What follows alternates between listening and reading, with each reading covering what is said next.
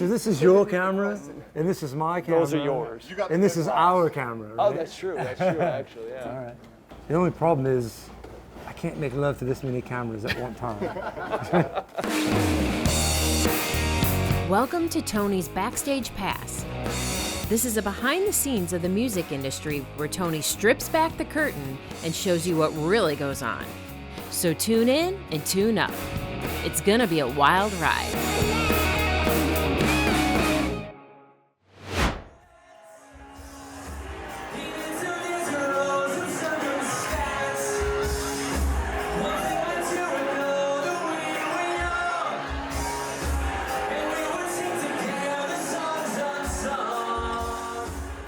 On this episode of Tony's Backstage Pass, I came back to the scene of the crime. I got to sit in with a really great band who's also our guest of today's episode. How are you? All right. For some of us who remember the 80s, it was a very different time for the music industry. We had MTV, and for the first time, we could see all of our musical heroes right in our living rooms.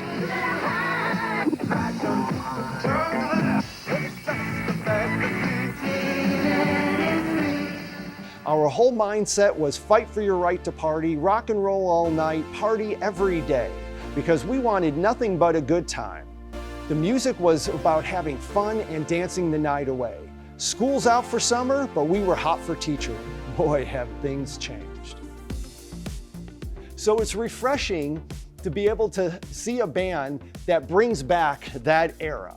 And these guys are very talented, very funny. They don't take themselves too seriously, but the music that they make and the crowds that they entertain, they take that very seriously. When you go to one of their shows, it is a time capsule back to when Michael J. Fox was still Marty McFly. We were learning the facts of life. I give you the band, the Molly Ringwalds.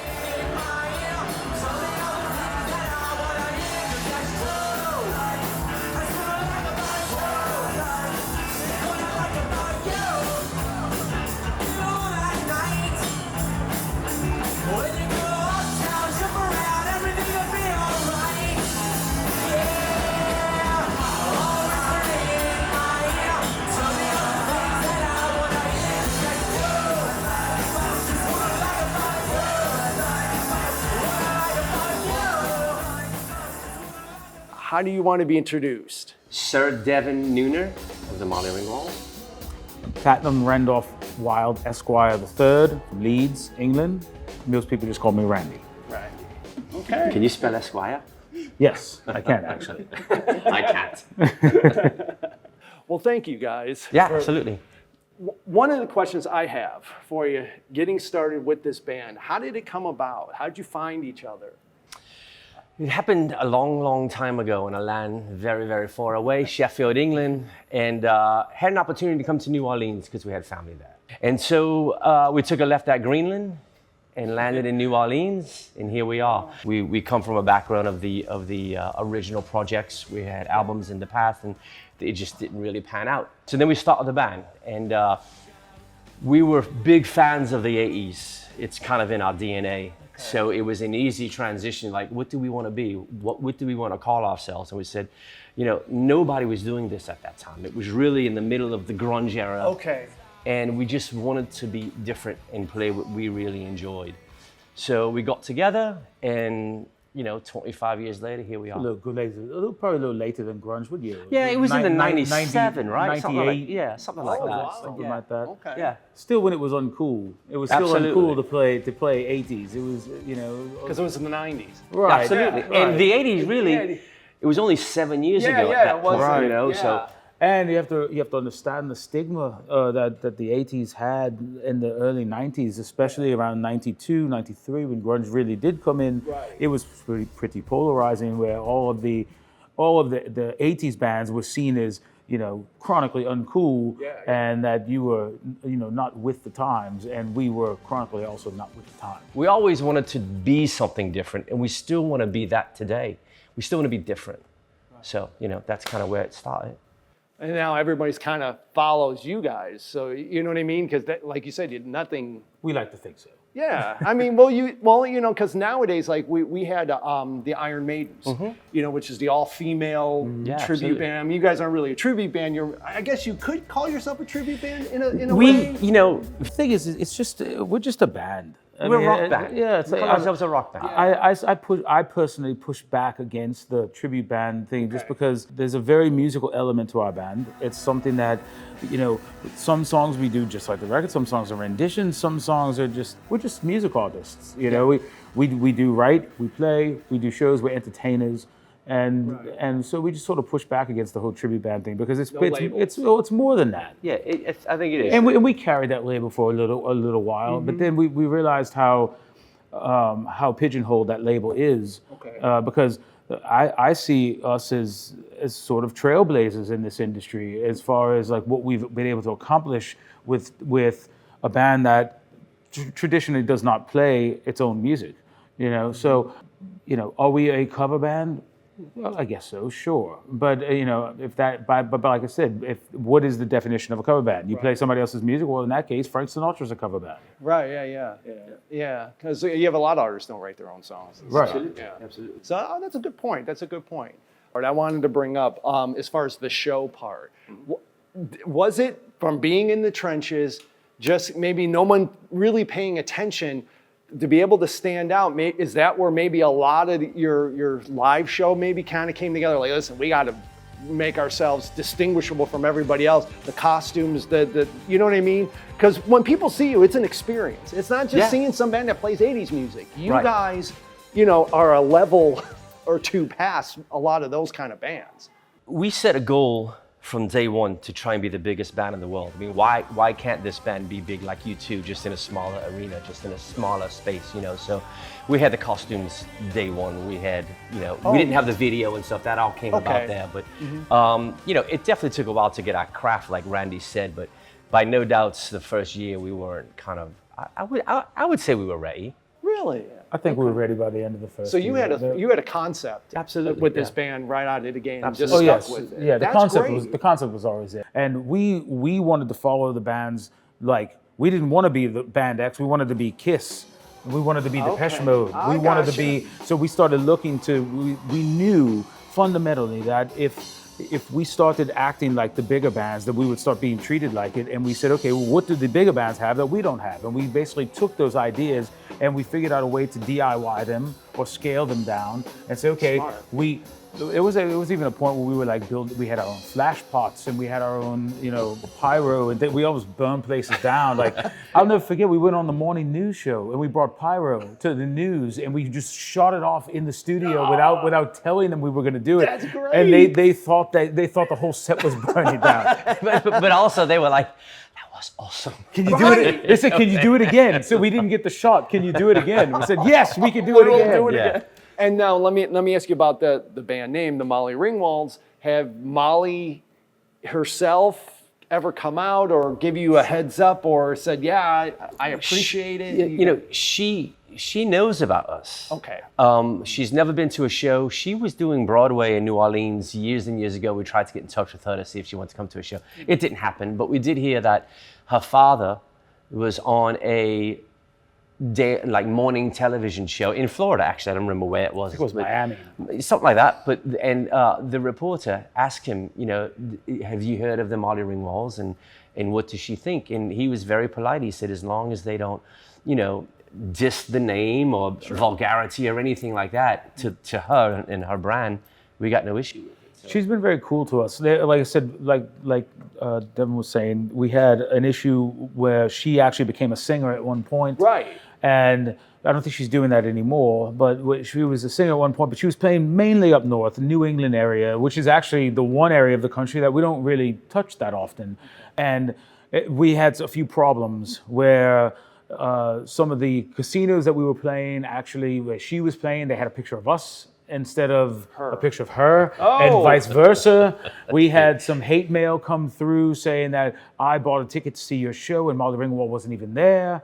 And we've had some problems like that. But we did at one point have to start coordinating with her agency, saying, look, we're playing here, and to make sure that all the T's were crossed and I's were Because I'd be dotted. upset. I'd be coming to see you guys, and she then walked it's out. I'd be her. like, ah, come on now. It's genius, the band name, personally, because you can't think of another '80s actress. I would think that whole decade. You know what I mean? She was just one of the biggest ones. Absolutely, yeah. And was that by accident? Did you have it right out of the gate? The name? We did. I don't have a story about that. Yeah, so this is all- we had right out the gate when we had our first meeting to put this thing together. We were talking, and we were with a friend of ours who was in another band in New Orleans, and we was, said we're going to do an '80s band. We're trying to figure out names, and within seconds he said, "You should be the Molly Ringwalds," and we were like, "Check, please. That's it. It was it. It was Really? done. It was done just that easy. Very, very quickly. Yeah. And Oh, it just has such a smooth does. ring to it, you Yeah. know. And so yeah, it's worked. I'd say it's worked. Are you ready to have a good time tonight? Single quarter wheel, Molly Ringwalds, we need you to take me away. Thank you very much.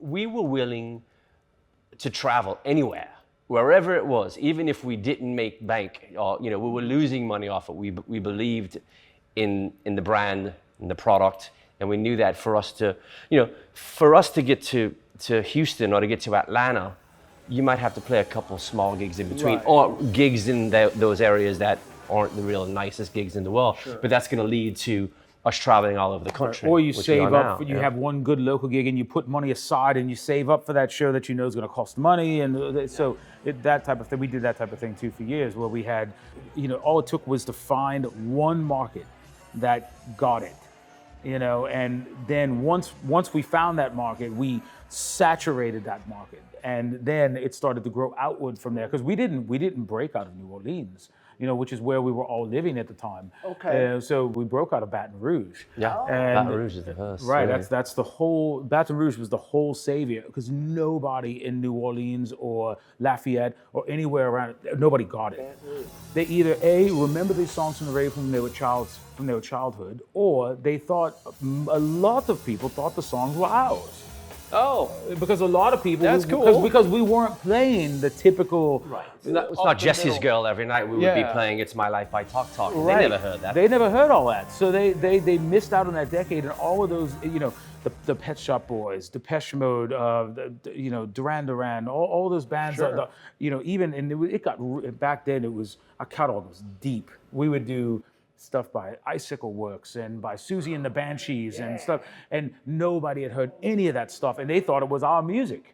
So they came out there, and maybe, I've never thought about this until just this actual moment. Maybe that's actually one of the reasons why we started to catch on, because maybe they thought that we were just a really different original band. Who had a lot of makeup on. And apparently who had a lot of hits, because all the songs we played were hits. Yeah.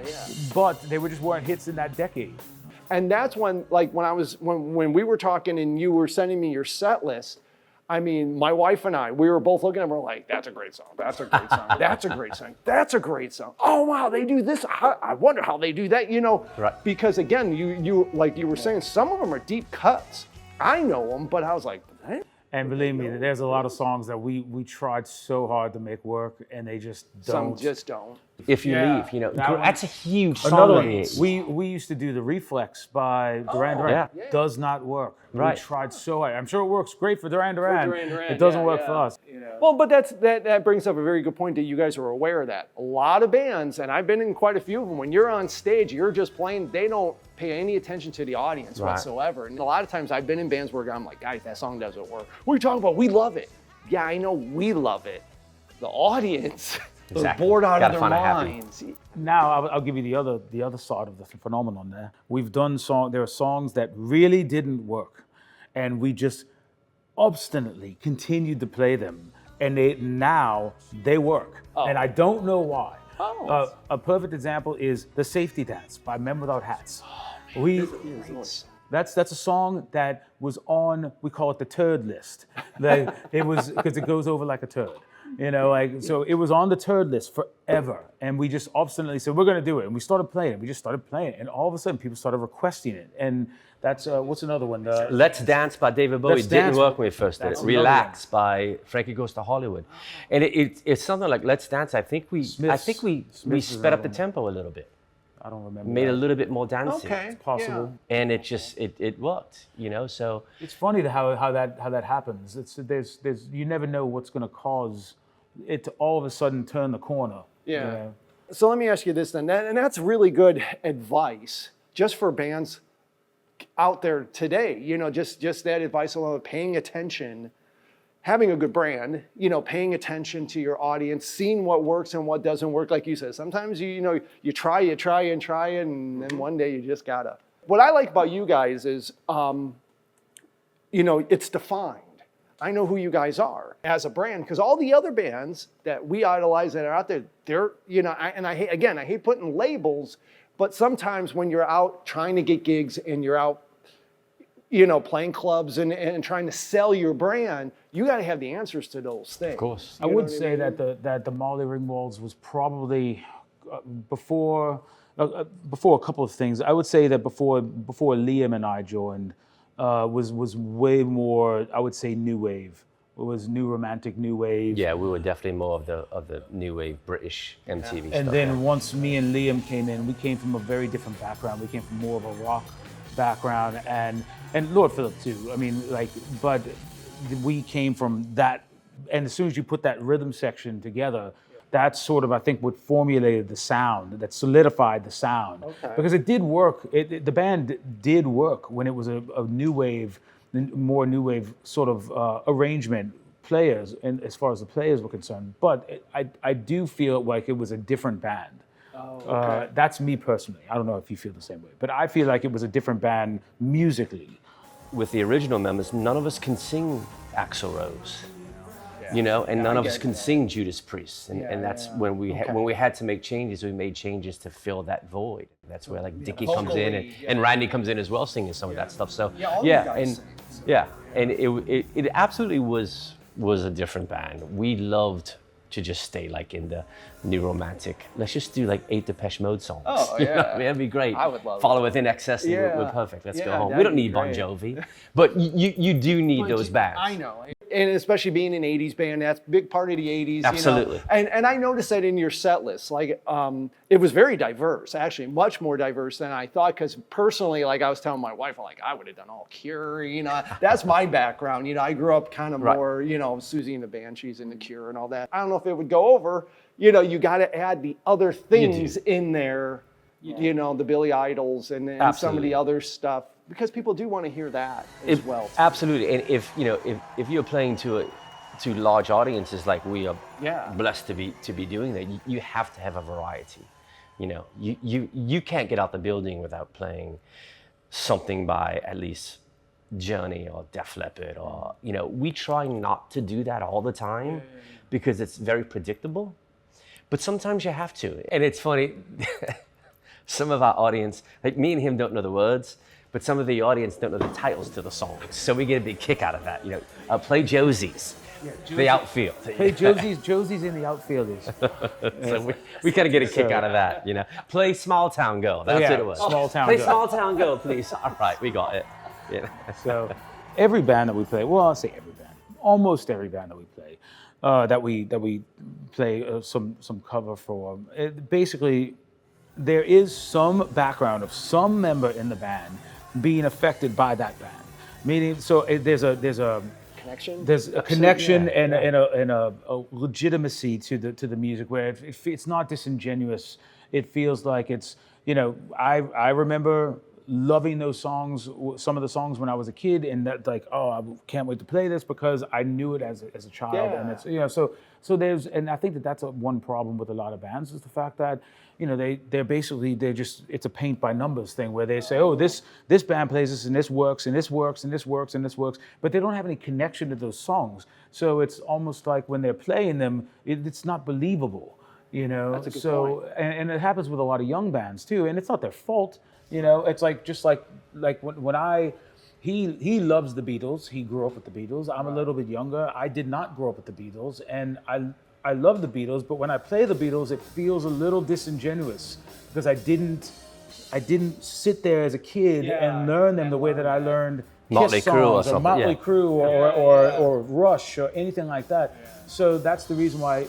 Sure, we'll do a Beatles song or whatever just for kicks, and I know it, but it doesn't mean that I connect with it the same way.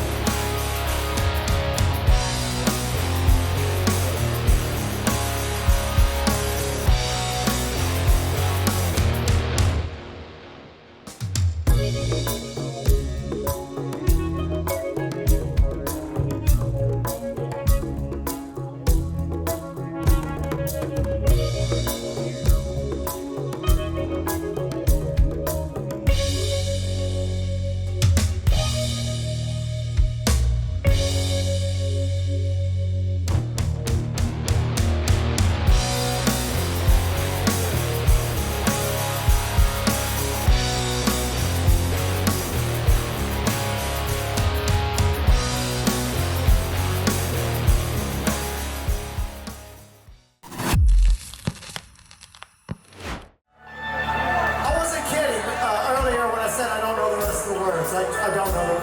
I'm gonna need your help. Everybody sing nice and loud. 3,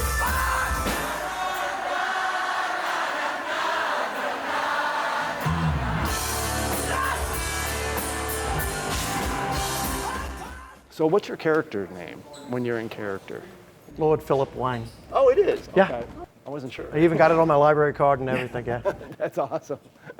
And you're the bass player for the Molly Ringwalds. Yes, multi-instrumentalist, but primarily bass guitar. yes. Primarily bass. Yes. So yesterday I talked to some of the guys and they kind of gave me the background, how it all got started and everything. We were talking a little bit about, you guys aren't really a tribute band, you know what I mean, per se, No, you know. no. The idea is What would you categorize what you guys do? it's a tribute to an extent, but only to the extent of trying to put on the large, bombastic show that happens in the 80s. So after the 80s sort of petered out and the 90s preceded it, and the stage shows sort of became minimalist. There wasn't that much going on, and it was more about the songs than the show. And we felt after that period came and went that there was a lack of a performance Right. that was going on with the music. We felt that there could be a better show. And what better way to sort of frame it than with the 80s, the sort of the big bombastic music, lights, costume, makeup. Yeah, the decade of excess. You know, Right. everything was big in the 80s. Everything done to excess all the time. What's neat is, as you guys are out there, you know, these bands, most of them at that time don't even exist. They're not out touring or anything. So you guys are representing that music, and that's the only way they're going to get that music. And it seems that this next generation, they love it. I you can know? appreciate it, but I would like to Right. see them sort of take the ball and run with it a little bit, sort of okay. find their own voice in that era and turn it into something their own, you know? Yeah. Take what we did, go further with it, find the next thing. And there's a few examples here and there. I can't think of anything off the top of my head. But that would be the wish for me, is to see it continue.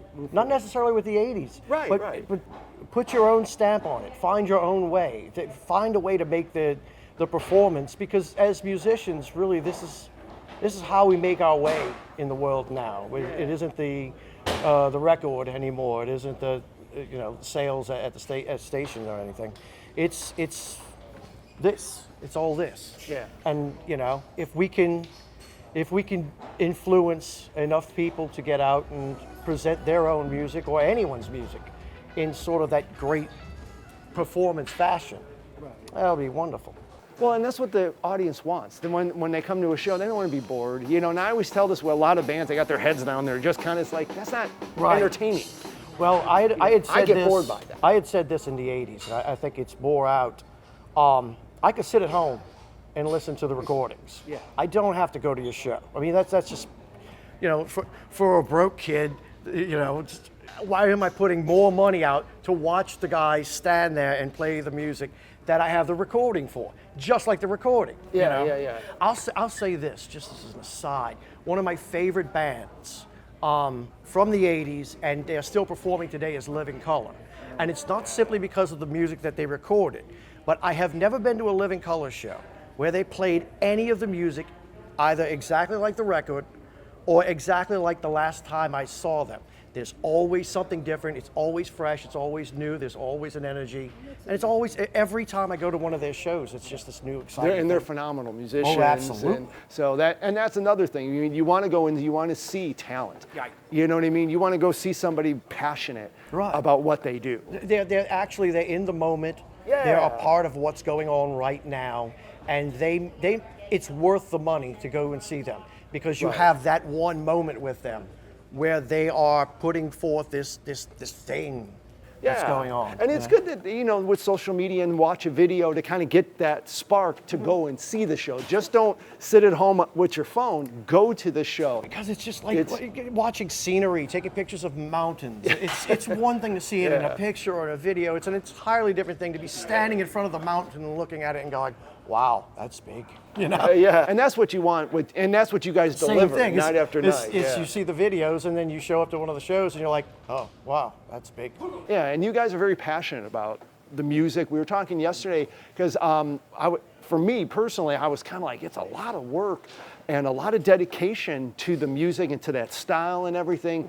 And then a couple of your guys were saying yesterday, they're like, we have a personal connection with every song on the set list. Somebody in the band, he goes, we don't just play songs, this was a big hit in the 80s, we're just gonna run.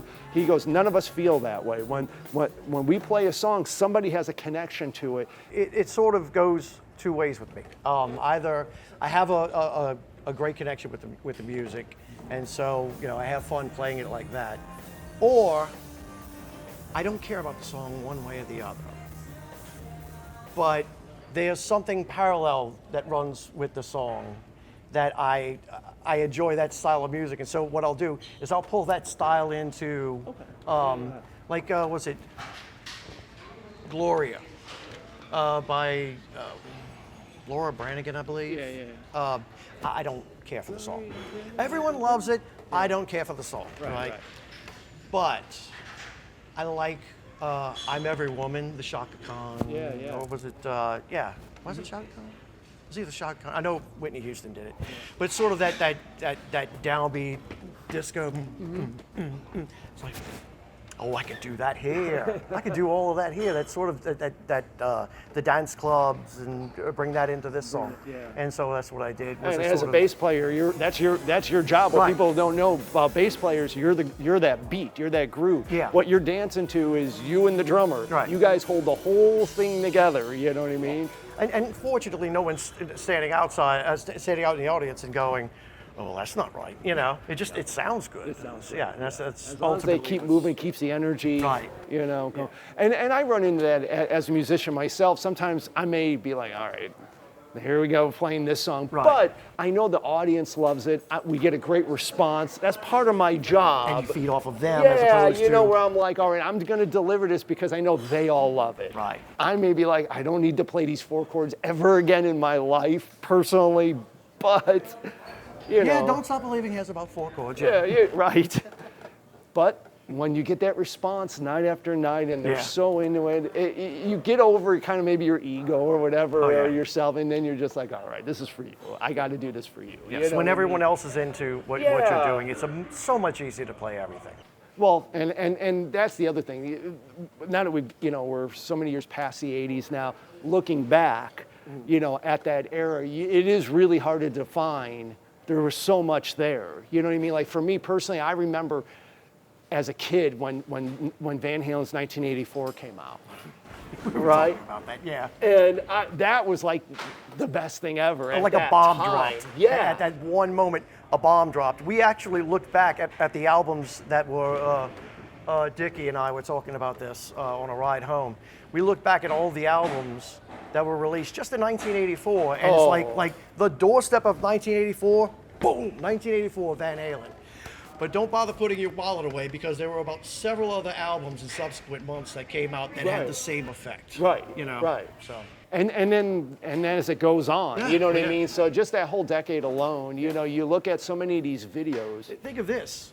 At the time, Van Halen's 1984 had come out. Big. We'd just gotten over Pyromania by Def Leppard. Right. Had just gotten released maybe a Right. few months earlier in 1983. Right. So this album is still blowing up. Parallel to it, here comes Van Halen. Yeah. And they weren't even close to alone at that No. time. There were so many other things going on. So. But yeah, you look back at those things and then you fast forward to now and you're like, what are the kids grabbing onto now? I don't see it. Maybe because it's not my generation. Maybe it's because, I have a different perspective. And I always worry about that with some younger generations when they look back, are they going to have that like we do? You know what I mean? 8-string guitars I'm seeing now. Right. So that was news. But I'm seeing great instrumentalists. There are some great players. I think it's because there's not the pop drive to it. The radio isn't sitting there and trying to drive Right. the art form anymore. You don't see it as much, but the artist is still there. They're somewhere. You got to kind of have to look for them now. Yeah, But yeah. they're out there. They're absolutely wonderful artists in all genres of music that are just somewhere in the periphery, unfortunately, Yeah. and deserve a lot of attention and a lot of money and all that fun stuff. But But the business has changed. The industry Absolutely. has changed. Yeah. So I hear a lot of bands where they complain a lot. Oh, it was like this back in the day and back in the day and back in the day. And I keep saying, we're not there. It's gone. It's gone. Yeah. It's over. Appreciate it. See, me, I like to appreciate for what it was. I don't need it to be that way today because it's not. No.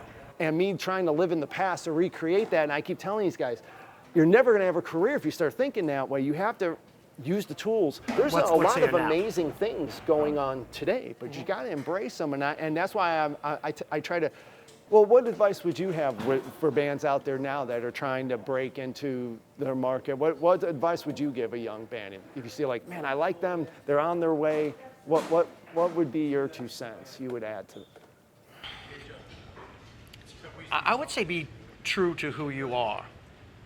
Find out who you are and be true to that.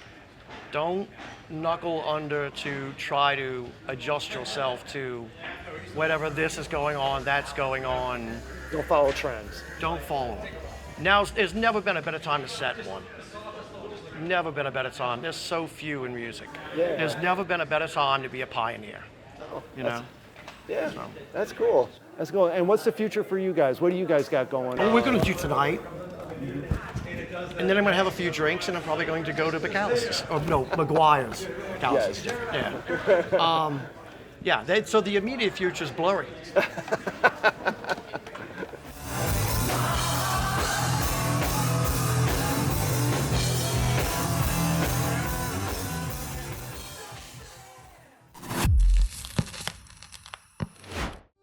Hi, this is Tony Pasco.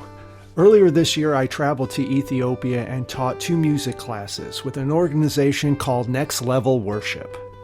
This was my first time in Ethiopia, and it was a life-changing adventure. The countryside is beautiful, filled with beaches, mountains, hot springs, and lots of wildlife. The food is really good, and the coffee is out of this world. But what makes Ethiopia so special is the Ethiopian people. They are loving and kind.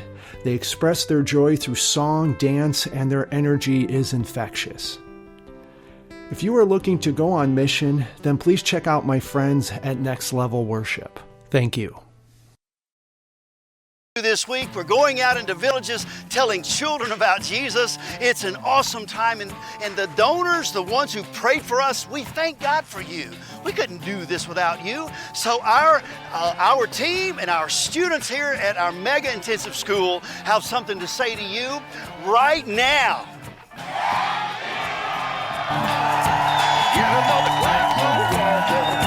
Keeping all the liquor away from me, 'cause I can see myself start falling. So please, Lord, watch over me. I can feel a certain feeling starting to get the better of me, but the road ahead is of my choosing. So please, Lord, watch over me. Yeah. Na, na, na, na, na, na, na.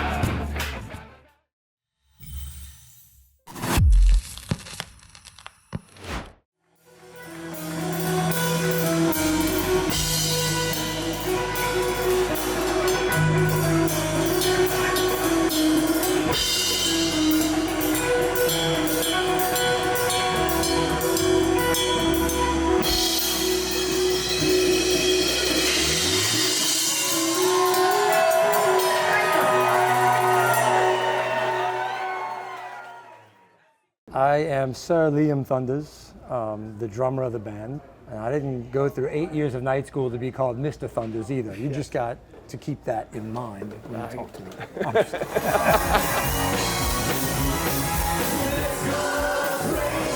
Now, being the foundation of the band, the drummer of the band, I like that, foundation. I like that. well, everybody grooves to you. I'm using it from now on. Yeah, you're the tempo right. of the whole thing. And you know, I played with, you know, many singer drummers. I've been cursed or blessed. I don't know whichever way you look at it. Right. But you know, I played with Cowboy Mouth, so I played with Fred LeBlanc. My dad was a singer, lead singer as well. So for whatever reason, I've had that a lot in my life, and I was brainwashed at a very young age, you know, even though I'm a guitar player, that you follow the drummer. The drummer's what is the pacemaker. They're the ones that hold everything together. The show doesn't happen without, Yeah. Well, you're the timekeeper. Right. You keep time for the whole night, and that's what people don't realize when they come to see a show. What they're dancing to is you. Sure. They're not tapping their feet to anything that any guitar players or keyboard players are doing. It's all the drummer. The drummer keeps it. You're the heartbeat. Right. That's correct. That's correct. And you know, and like my dad used to always tell me, you know, the best bands have the best drummers. He goes, you could have a mediocre guitar player, but you can't have a mediocre drummer in a great band. Well, you know, usually when you go see a band, and if you find yourself in a situation where you're like, they're just not hitting, it's just not landing for me. Usually you can point at the drummer and go, you know, it's, in my opinion, you know, if the drummer is slaying it, it almost helps the rest of the guys bring it together. You know? But if the drummer's not holding it together, then people, it seems they sort of wander, and you just wind up with this sort of loose, because the rest of us have terrible timing. And if you're not there telling us this is it, you know what I mean? And that's what in bands, what I tell a lot of guys when they're like, well, how is it interacting, this and that? And it's like, listen, it's all because of him. And drummers are important to me. It's hard to have a good band with a bad drummer. I think it's impossible. Or impossible. If Or unless you're a band that doesn't have a drummer. And then But seriously, if you're looking for, you know, a solid sound, you know, and you have a terrible drummer, it's not going to happen. And I've seen bands that I was like, they're all right. And all of a sudden they got a new drummer. All of a sudden, whoa. New band. Same material, but with a new drummer. Now they're amazing. And a lot of bands are that way, especially, you know, the kind of music you guys play and the diverse type of music you guys play. We talking 80s drummers? Come on, that decade when it comes to drums, some of the best drummers ever came out of that decade. And you can include the 70s with that too as well, because you know, you. Because John Bonham. We always say we don't just play 80s music. We play music that was popular in the 80s. That's you know, true. That's a which good way you to know put that it. includes Yeah. the Cars, that includes Yeah. Led Zeppelin to a certain extent. Now we don't play any Led Zeppelin, but he was very influential to a lot of the bands that were, you know, like you said. So you got to be able to pull a little Bonham. You got to be able to pull a little Neil Peart. You got to be able to pull a little, you know. That's a little- tall order right Yes, there. Just exactly. those two Just names those alone. two Yeah. opposite ends of the, you know, and then everything in between there. You know, you got to be Yeah. able to do really Alex Van straight Halen dance and- music. You know, like straight. You know, like the Human League, they don't even have a drummer, so you got to be able to be a drum machine essentially to play Yeah. that music. So Right. yeah, it's a wide range. Yeah, Yeah. absolutely. And now growing up, was that kind of your influence? You just liked a lot of things, so you brought in like kind of a gumbo. I did. One of the first songs I ever learned to play on drums was well, I guess I would have been about 9 or 10. My first song would have been something by Kiss probably, but not because of the music, because of the makeup. Yeah, but then when I actually started to learn a little bit about music and liked certain things, I think the first real song I learned to play was My Sharona by The Knack. Great drummer in that band, great drummer. Great drummer. I used to love Toto. That was another, you know, talk about a monster drummer. Yeah. You know, Jeff Porcaro. And it goes on and on. And then I was introduced to Neil Peart. Of course, you know, great drummer in a different way, you know, and then it's just one after another. And it's not just one drummer, it's all these different ones. Well, yeah, depending which album, Which the Aja album or whatever. Exactly, Yeah. And I come from Chicago, and in the band Chicago, talk about great musicians there, Love the them too. Thorn section Yeah, and stuff. love them too, But yeah. you know, I come from that background with my dad being a professional musician when I was coming up, and him being a drummer. If I was always ahead of the beat, you know, my dad was very, you know, about the pocket and laying back and counting things. And I'm just a kid, and I'm just trying to play as fast as I could, and he'd throw drumsticks at the back of my head. Slow down, hey, what are you doing? Where you know, going? yeah. We're over here. Yeah, and he would always pay attention, you know. So, and that was always kind of, I was always reminded. And I did the same thing. And then I was lucky. I grew up, my uncle was a bass player, and he played in local music, and he was a singer and a bass player and played keyboards and everything. And he would, every once in a while, we'd play together, and he's the same way. He'd be like, where you going? What are you doing? I'm following you, and you're all over the place. I can't even sing the song because you switched to the next, you know. And he would straighten me out on things like that, and that helped, you know. And another thing I found very, very helpful was recording yourself. Yes. You know, when you play with a bunch of guys, even if it's in the bedroom or the garage or whatever, you record it. And what you think it sounded like is In the moment. nothing about what it actually sounded like. And then you listen back to it and you're like, oh wow, I got a lot of work to do. Or you think you sound that's great, terrible, and then you go back know? and you're like, oh, my tone's Oh my terrible. God, Okay, terrible. I got to fix that. You know. And so that was a lot of help too. That's recording. good advice too for a lot of bands. Record yourself. Record Listen, yourself. and be critical. Going back to the '80s and that drumming. How is drumming, what changed in the 80s that kind of made the drums what they were then, and how have they changed since? I think one of the big things of the 80s that made the drums different from what had previously been recorded was all the big giant reverbs and basically just the drum, like Phil Collins, for instance. Okay. Like the big drum fill in the Air Tonight. Yeah. There was no song that had drums that sounded like that. No. Maybe Led Zeppelin might have did something close to that, where they started Where the using drums effects. was up front. Right. But back then you had to have a room.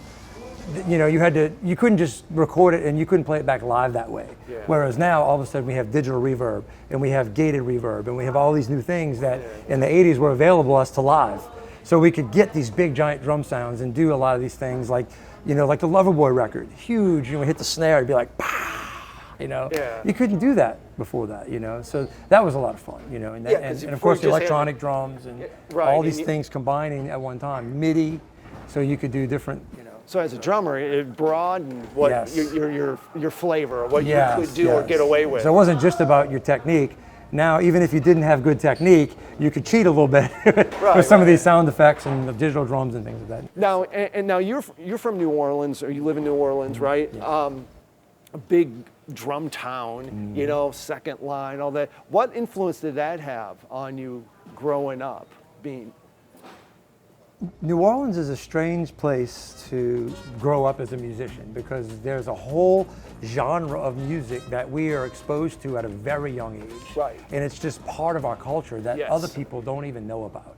You know, so like if you go to, you know, New York or LA or one of these other huge, Nashville, and you talk about New Orleans drumming. They don't even know what they probably do now because of the internet and things like that. Sure, sure. But when I was young in the 80s, you know, they don't even know what that is. I've had people come down to New Orleans and try to jam with us, you know, and somebody will say, let's play Second Line or let's play Pocky Way or something. Yeah. And you try to explain the New Orleans groove to them, and they just can't wrap their head around it.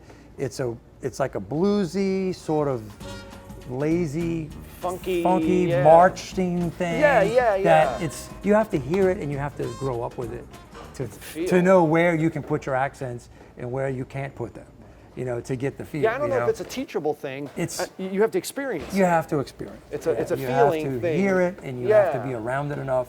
You got to watch people dance to it and see where they're, you know, what they're listening for. Yeah. So you can go, okay, I see what's going on. We don't get to use it very often being in an 80s band, though, you know. Yeah. Quite honestly, because most of the big 80s hits, you know, there's not a lot from New Orleans, you know. Yeah, but you have that understanding. Right, yeah, and you have that understanding, putting that in, and you Right. probably do it not even And realizing we do you're apply doing it from time to time. That's what I mean. Yeah, you know, there's probably there that you guys don't even know And that it's there. It gives us a unique thing that you don't get. Absolutely, yeah. Never thought about it until you just mentioned it, honestly, right? But you're probably right. You know, now I'm going to be listening for it. No. Now I'm going to be like, hey, did I just do something there? Yeah. Oh, that was a swing. That's a second line yeah. thing, you know. You guys are playing tonight, sold out show. Is it? I Awesome. think, right? That's what we've been hearing, right? Sold out. All right. Right? We'll just say that. It's sold out. It's sold out? It's sold out. You guys sell out everywhere anyway. Yeah, I wish.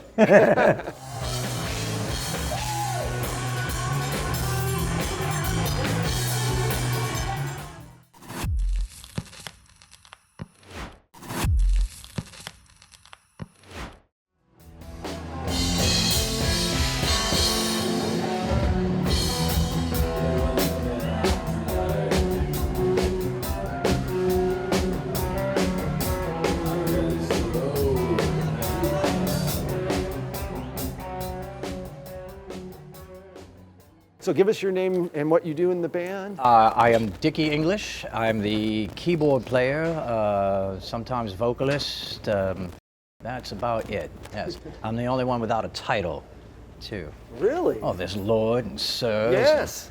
And that's it. I'm just Dickie. But I'm trying to pull off Reverend. I think I'll go for Reverend. Oh, that's a good one. We'll see what happens. Yeah. Now, I've been talking to all the guys in the band. We've been going over how the band started and then the name, and we get all the stories and everything. But one thing I wanted to ask you real quick, as the keyboard player, what's your background? How'd you get into doing all of that kind of, because you know what I mean, in the 80s, a lot of keyboards, a lot of different sounds, a lot of different styles. You know, keyboard wasn't my main instrument. It was vocals. Okay. So I studied that, and So you started as a vocalist. yes, and happened to tinker at the piano and keyboard, and got the call to be the keyboard player, and like, oh no, you know, I'm not, you know, my skills are minimal at best, but here we are, you know. So Right. I'm 26 years, 21 years? 21 for 20 me, and so 21 still learning as we go. Still like, oh, that's new. I don't even know that chord existed, and it probably doesn't. So who are some of your influences as a vocalist? Queen, Freddie Mercury. Okay. Immediately. Okay. Yes. That's a tall order. It's a very tall order. Whoa. And I'm not feeling it. But yes, that would be the main one. When I was much more of a youngin', it was Kiss. So Paul Really? Stanley. Okay. Yeah, that, you know, probably, you know, where we go. I mean, all the obvious ones, Yeah. you know, Robert Plant, Oh, yeah. Bono, you know, just those type It's a of just, range. Yeah, You that know? I'm still struggling for, you know. Yeah, that's hard. I'm like that mountain climber on The Price is Right. I'm just trying to get up there, but I don't quite make it. So. Yeah, those are tall orders, those guys, you know, Yes. to try and mimic. Yes, they are. Night after Yes, night. they are. I mean, and also traveling and doing this, how many nights, you know what I mean, taking care of your voice and Yes, yes. Do you have a routine? Because I sing a little bit, so that's why I wanted to ask, anything you do that... Well, I mean, you know, warm-ups normally, obviously. I don't drink anymore. Haven't had a drink in 7 years, and I miss it. But I don't do that. Room temperature water on stage. And I know everyone, I guess it feels like sort of a diva thing, and like, oh, it's got to be room temperature. But, well, yeah, because I need to get through the night. And, Yeah, hydration is very important. Yes, the hydration will do it, and the cold will just shock the chords. And so I just try to keep that. Yeah, it's hard though, but people don't realize, this is your instrument. Yes. So, guitar, you can tune a guitar, you can throw a tuner Right. on it, but this, some days, It's very physical. And look, it's still physical for guitar players too. Sure, I mean, you turn it, but then, the Scots, the they, finger, they need the dexterity there, and I get it. Everyone's got their thing. But the funny thing is you'll be doing maybe, someone came to me years ago and like, man, I got to do like 4 of these in a row. And I said, I guarantee by the 4th night, you'll be spot on, And I don't mean like you won't be for the first, but you'll be fine. You won't be as messed up as you think you will. And he came to me later and he said, you were right. I said, well, yeah, it's a muscle. Yeah. You're stretching it and it's worked out. So we're good. Now, if you stop on the 5th day, the 6th day, you're gonna feel it. So in this band, I know there's multiple singers and stuff. So Yes. some guys sing lead on certain songs and this and that probably fits whatever their range and stuff. And you're doing mostly what songs? The Queen, the... Queen, they've got me doing Cyndi Lauper, Blondie, stuff like that. The Guns N' Roses, things you like got that. that range. Yeah, and the one that I love the most, Modern English. I could sing Melt With You all night just because it's down here now. Yeah. So thank you for that one, fellas. The Axl Rose, that would be Yes. tough. That's very tough. That's very tough. Because And he's just... I realized in the early days when we started doing that song, I'm like, Which one? I'm sorry, we were doing Sweet Child of Mine. Oh, okay. At the end of the night, I'm like, my God, that's way more difficult than I remember it being. And I didn't realize that they had me doing it in standard tuning, so I was above Axl Rose. Oh yeah, they do it a half step Yes. down. Yes. And I'm like, hey, would it be okay if we came come on, back guys. down to Axl? And I'll be all right with that, which thank God they did. But yeah, that was fun. Wow. Is that the one at the night? Which song that you at the night you're kind of like, all right, here we go. I got to hit this one because I know you guys do a lot of the big band, some Journey stuff. Are you doing the Journey? I do 1 or 2 Journey. I think Randy does one in there. The one that I'll look at would probably be Girls Just Want to Have Fun by Cyndi Lauper. I'm like, oh, because she doesn't come down for anything. No. There, that's sitting up in the upper register forever. That might be the one that I don't like. It's actually harder. The women's. Well, I don't even think she sings it in the original She key. does not. She does not. No, that's what. Do you really? I do. Okay, we do that. I have a friend who plays guitar for Cyndi Lauper, and I saw some live footage, and I'm like, wait a minute. Right. And she brought it down, I think almost a whole step. Yes, we did it. We did a show with her you're doing it in key. not too long ago, and I noticed that, and I was like, oh, all right then. But I don't want to brag too much, because I'll probably be where she is in a couple of years. Like, oh, we got to bring it down. No, most of the things that we do, I would say 99.9% of the things that I sing will be the original key. I don't know how much longer, but I'll ride it out till I can. A lot of the 80s stuff that you guys do, like I said, the big synthy keyboard type thing, I mean, would you prefer to be more like the piano style, more like this piano bar type Probably, lounge probably singer? because I lean more towards playing Billy Joel and Elton John. That's where I So, was going all right, with yes. it. Okay. In fact, every now and then I'll do that. There's another show that I'll do, and I'll go and I'll be the Billy Joel fella. Okay. And versus an Elton John who's fabulous, by the way. And I'm more piano based on that. So yeah, for the fun thing, but this the is synth stuff. but this is and- fun. yeah. All the Van Halen stuff is fun. Obviously the Duran Duran and Depeche Mode and things like that. Yeah, great it's songs, it's a too. great time. Yeah. But the one that I like playing synth on the most though is Young Turks by Rod Stewart. That one's just so much That's a fun good to me. one. That's Yeah. a good one. That one I enjoy playing. Rod Stewart. That's a lot. good one. Yeah. Well, good. Well, tonight you guys are going to play. You're going to rock the house. Yes. Good old. Can we say where we are now? Yeah, Is that it? yeah. Seville Quarters. Seville Quarters, This is actually my favorite place to play. Really? Of all the places that we do. And no offense to any of the other, Right. they're all great. House of Blues Orlando Yeah. and and Mobile, Alabama, when we play other places in Texas, or even when we got out to San Diego. But the community in Pensacola is just, they're fabulous and they're warm and they're welcoming. And even the weatherman announces that we're going to be in town sometimes. And Right, yeah, you guys are sold out. And are we sold out? That's what we're hearing. That's what they keep telling us. Well, see, now I'm nervous. Oh no, now I'm gonna mess up all night. It's just half the crowd coming out, half the town coming out to see you That's guys. all. That's all. Enjoying what you guys do. And they do it well. They're the best at enjoying the show here. And it really is. I love this place. Because that helps. Yeah. Well, yes. All the work yes, and it everything does. that goes into. Yeah, I'm one of those. I'm never there so that the crowd can entertain me. I'm there to entertain the crowd. If I get a reaction, but when they're just, you're right. It does. It makes life a lot easier. Happy almost 4th of July!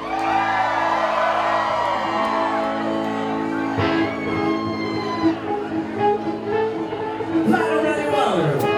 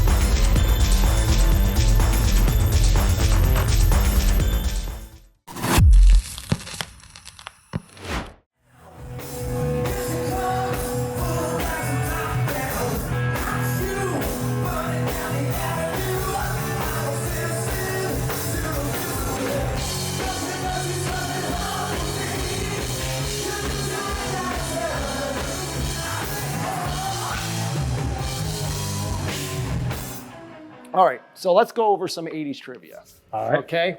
Favorite 80s movie? My favorite 80s movie. That's tough, but I'm gonna say Breakfast Club. Can't beat Breakfast Club. That's a good one. Favorite 80s like iconic movie or just one of my Your personal? Your personal one. What do you like? I love 80s horror. Okay. So I love, I love The Terminator. I love Psycho 2. I love Electric Boogaloo, right? Yes, right. And I love bad action movies too. So I love Commando and Predator. I love Predator. I never forget going to see it at the movie theater by myself, and it was incredible. I love that movie. That's a great movie. So yeah.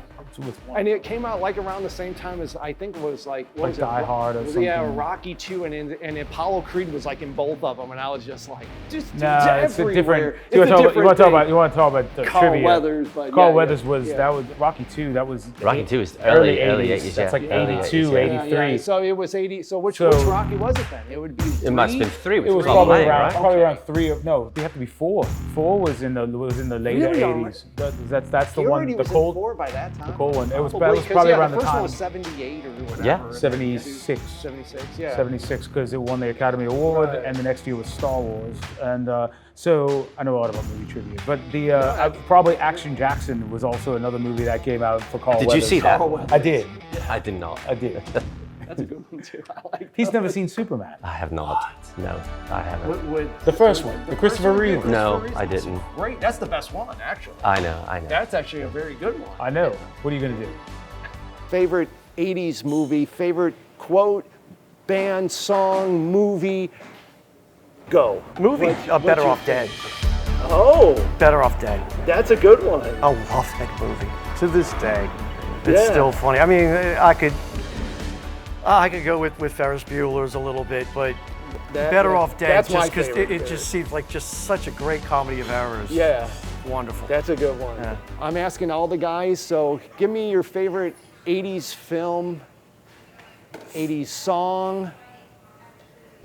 Favorite 80s film? I guess it would have to be, man, that's hard. Fast Times jumps to mind. I don't know if it's my favorite, but it jumps to mind immediately. It's a good one. there's a lot, so many. I can't even think. Right. I mean, I love the Back to the Future trilogy. I love, the 16 Candles.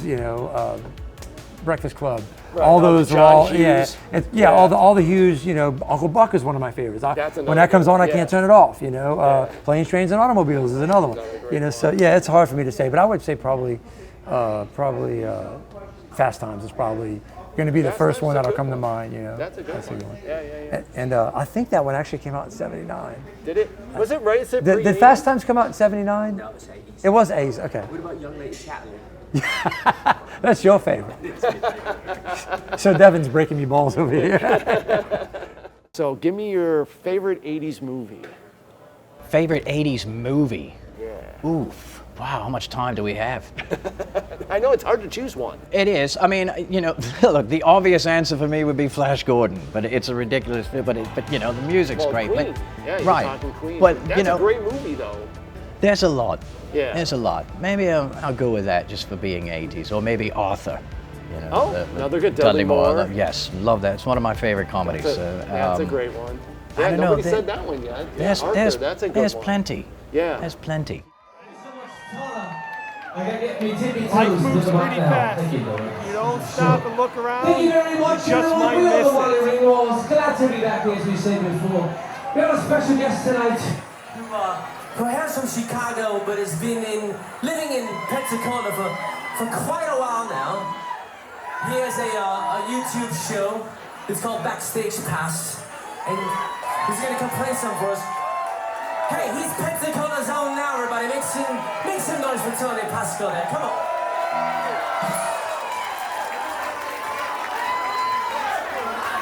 He's got better hair than me and Liam, but we won't discuss that tonight. We'll save that for another time. Hey!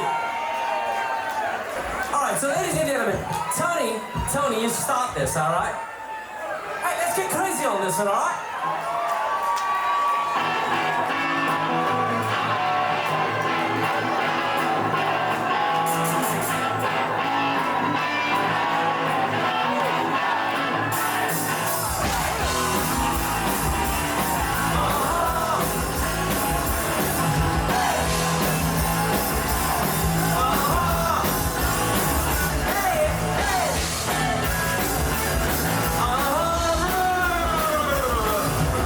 What a season we've had. It's a little sad to get to the end of it, but we are so blessed to have met the musicians we met, gone to the places we've gone, eaten the food that we've eaten, done the things that we've done. And thank you for supporting us, watching. Please keep subscribing. Please keep liking. Please keep watching. You're helping us build this brand. We hope you like what we're doing, and we're still going out, and we're going to be getting more and more. We're going to keep building this brand because remember, this is your Backstage Pass.